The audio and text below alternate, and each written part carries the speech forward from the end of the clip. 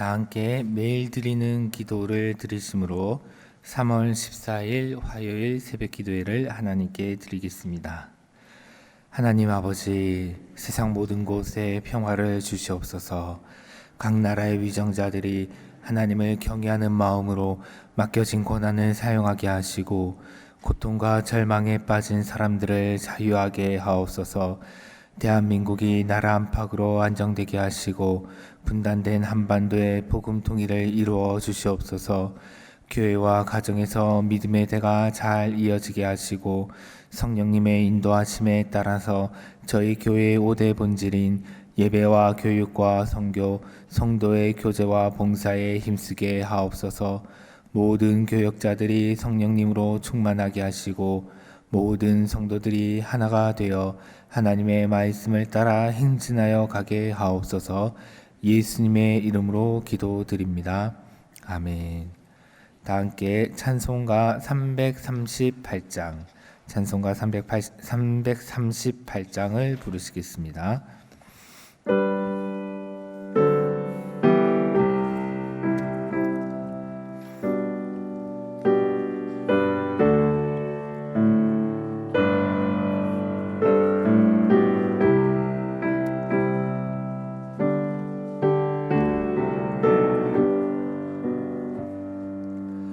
내 주를 가까이 하게 함은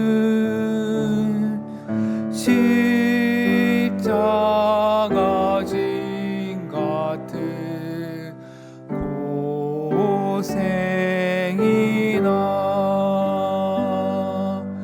내 일생 소원은 늘 찬송하면서 주께 더 나아가기 원합니다.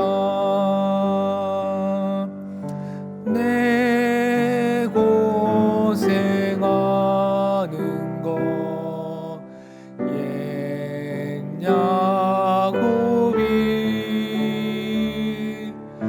돌베개 메고 잠갔습니다.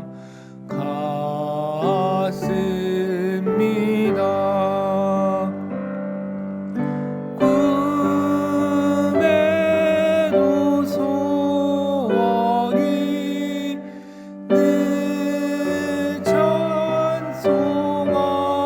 찬송하면서 주께 더 나아가기 원합니다.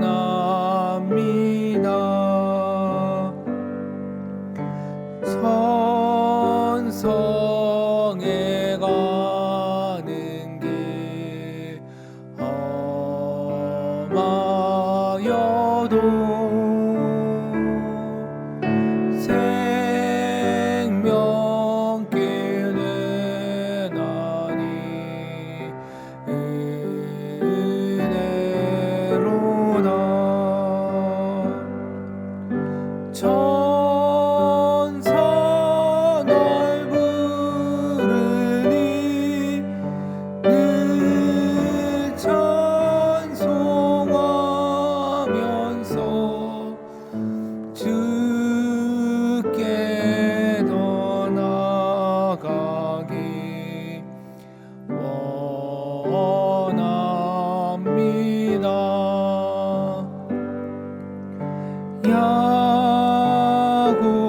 야곱이 잠깨어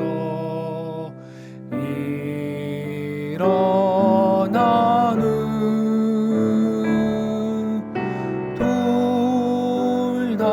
돌단을 쌓은 것 봄마다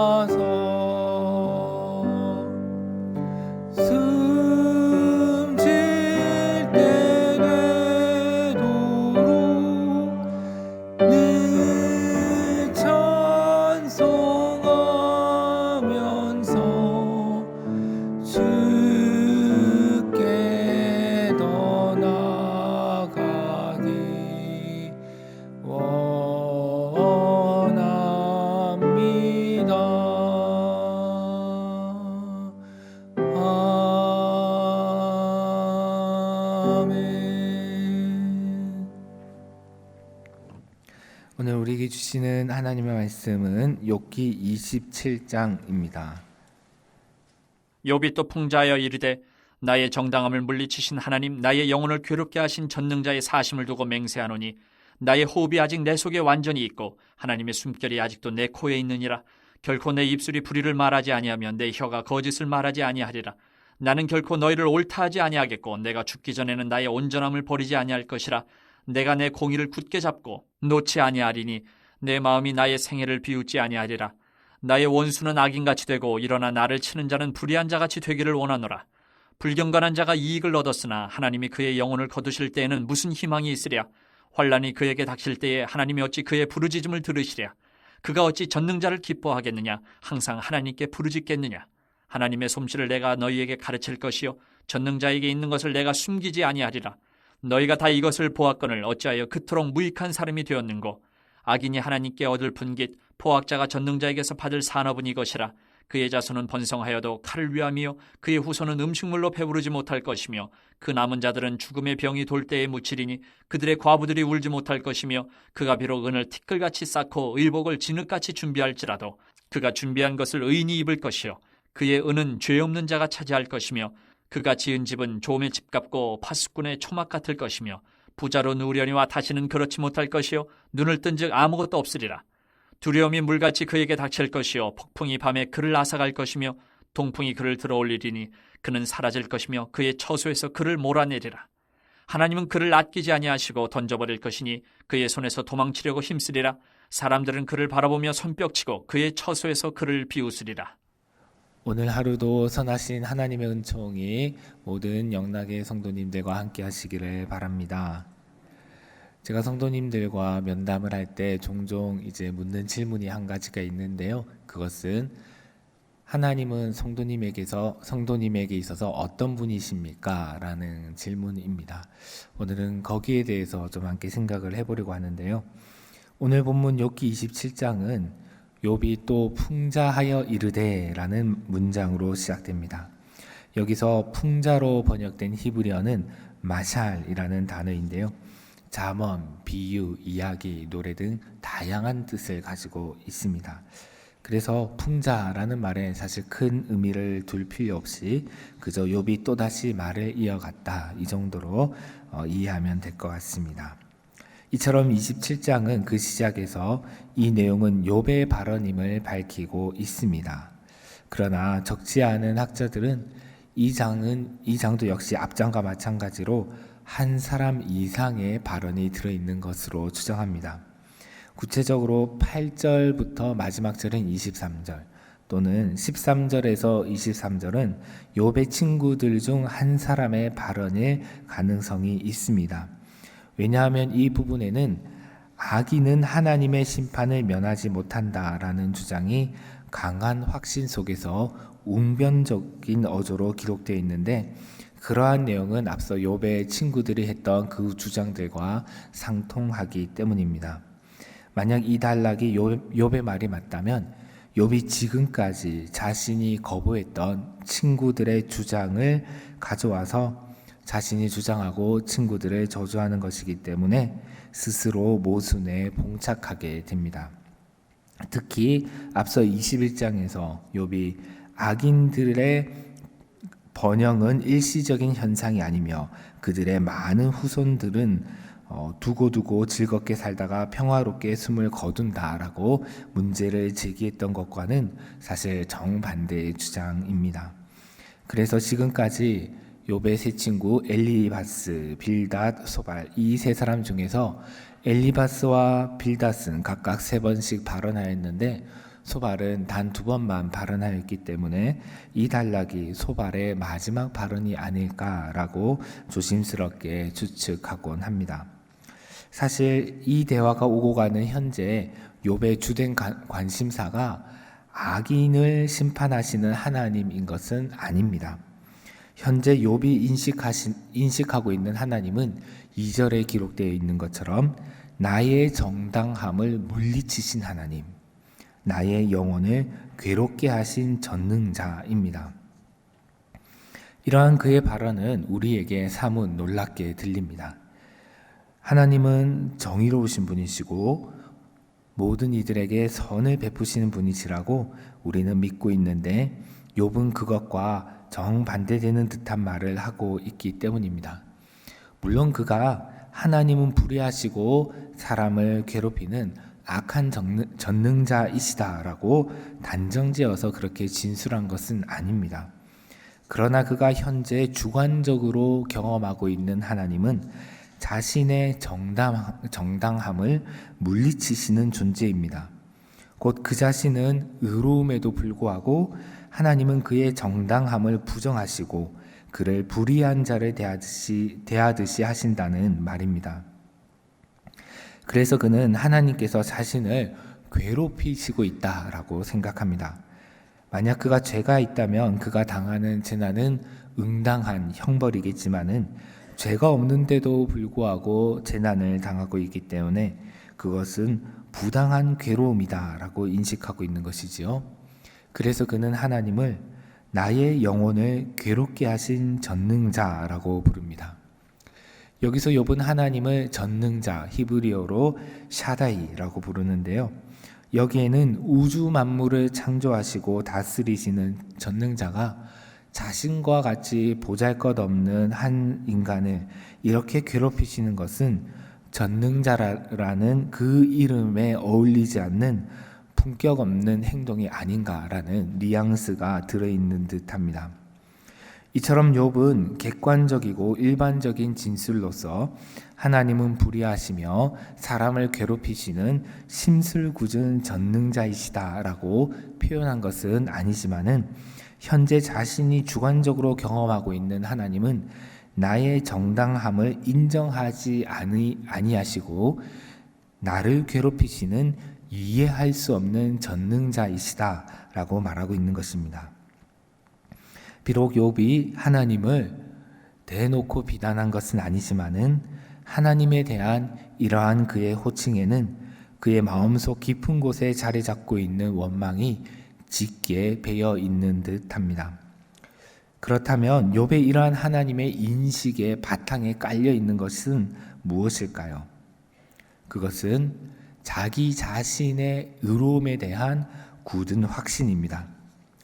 이어지는 구절들에서 욥은 자신의 의로움과 결백함을 직설적으로 주장하고 자신은 죽기 전까지 결코 온전함을 버리지 않을 것이다 라고 맹세하고 선언합니다. 3절에서 6절을 제가 세번역 성경으로 다시 한번 읽어보겠습니다. 내게 호흡이 남아있는 동안은 하나님이 내 코에 불어넣으신 숨결이 내 코에 남아있는 한은 내가 입술로 결코 악한 말을 하지 않으며 내가 혀로 거짓말을 하지 않겠다. 나는 결코 너희가 옳다고 말할 수 없다. 나는 죽기까지 내 결백을 주장하겠다. 내가 의롭다고 주장하면서 끝까지 굽히지 않아도 내 평생에 양심에 꺼림칙한 날은 없을 것이다. 지금까지 욥기를 읽어오면서 우리가 본 것처럼 욥은 친구들의 거듭되는 주장, 곧 욥, 네가 악하기 때문에 하나님께서 너를 심판하시고 벌을 내리신 것이다 라는 이 주장에 대해서 욥은 일관되게 자신의 결백을 주장해 왔습니다. 그는 단 한 번도 혹시 내가 알지 못하는 사이라도 내가 범죄한 것은 아닐까, 내가 실수한 것은 아닐까라고 생각하며 의심하지 않았습니다. 그에게는 해가 동쪽에서 떠서 서쪽으로 지는 것처럼 그 자신이 의롭다는 것은 의심할 수 없는 사실이었습니다. 그리고 욥의 친구들과 마찬가지로 욥 역시 선한 자는 상을 받고 악한 자는 벌을 받는다라는 인과응보의 세계관을 가지고 있었습니다. 그는 이렇게 자신의 의로움에 대한 굳은 확신, 굳은 자기 확신과 인과응보의 세계관을 가지고 있었기 때문에 이유를 알 수 없는 엄청난 재난을 만났을 때 결국 화살이 하나님께로 돌아간 것입니다. 그 재난을 일으킨 것으로 여겨지는 전능자, 곧 하나님이 자신의 정당함을 무시하고 자신의 영혼을 괴롭히는 것으로 인식되어졌던 것이지요. 사람이 보통 하나님을 인식할 때는 그가 가지고 있는 경험이나 사상의 렌즈를 통해서 봅니다. 우리가 보통 하나님 아버지라고 부르는데 만일 육신의 아버지에 대한 부정적인 경험이 있는 사람이라면 아버지로서의 하나님에 대한 두려움이나 분노를 가질 수가 있습니다. 또는 무언가를 위해서 하나님께 간절히 기도하였는데 이루어지지 못한 경험이 있다면 하나님에 대한 실망감으로 하나님은 완고하시며 자신의 뜻을 고집하시는 분이다라는 오해를 가질 수도 있습니다. 때로는 우리의 경험과 지식이 하나님을 알아가는 데 도움이 되기도 하지만은 때로는 그것이 도움이 되지 않을 때도 있습니다. 왜냐하면 하나님은 우리의 지식과 경험의 틀 속에 맞출 수 없는 분이기 때문입니다. 그러나